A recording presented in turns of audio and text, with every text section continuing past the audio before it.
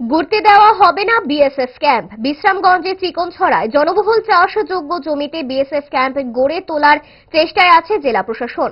এই অপচেষ্টার তীব্র কড়া প্রতিবাদ জানাচ্ছে মথা। স্পষ্ট ভাষায় বিএসএফ ক্যাম্প নির্মাণ ইস্যুতে ফের সুর সপ্তমে চড়ালো সঙ্গী শরিক তিপ্রা মথা।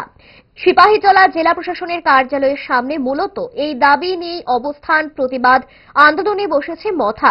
ইস্যু যাই থাকুক, পাহাড় ভোটকে ঘিরে সরকারের সঙ্গে দর কষাকষির কৌশল নিয়েছে মথা।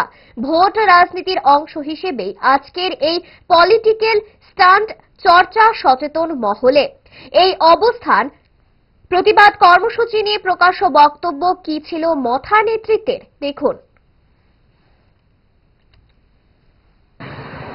আমরা আমাদের যে দাবি পেছনে লেখা আছে, তারপরেও আমি বলছি, আমাদের এখানে আপনারা জানেন বিশ্রামগঞ্জ নগর পঞ্চায়েত নোটিফিকেশন অলরেডি বাইর হয়েছে, যেখানে প্রস্তাবিত নগর পঞ্চায়েত ওই এলাকায় আমাদের এডিসি, বিশেষ করে আমাদের আমতলী বিসি অফিস, আমাদের সাবজোনাল অফিস, এডিসির আইএস অফিস, এগুলো প্রস্তাবিত নগর পঞ্চায়েত এলাকায় পড়ে গেছে। এছাড়াও কিছু কিছু অংশ আরও এডিসির হয়ে গেছে।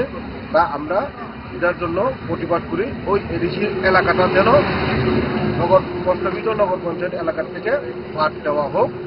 আর সঙ্গে সঙ্গে আমাদের এখানে আরেকটা যেটা বরজলা এবং চিকনছড়া বাউন্ডারিতে, যেখানে বিশেষ করে চিকনছড়াতেই বেশি পড়ে, ওইখানে আমরা শুনেছি এখানে একটা বিএসএফ ক্যাম্প গঠন করা হবে, স্থাপন করা হবে।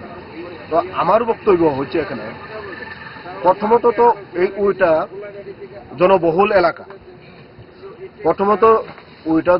এলাকা, দ্বিতীয়ত ওখানে যে জায়গাতে বিএসএফ ক্যাম্প স্থাপন করার জন্য জায়গা দেখা হয়েছে, এখানে এখন রাবার বাগান, মানুষের জীবিকা নির্বাহের এখানে রাবার বাগান লাগানো আছে, ফসল মানুষরা গ্রহণ করছে। ওইখানে আমরা বিরোধিতা করি। এর জন্যই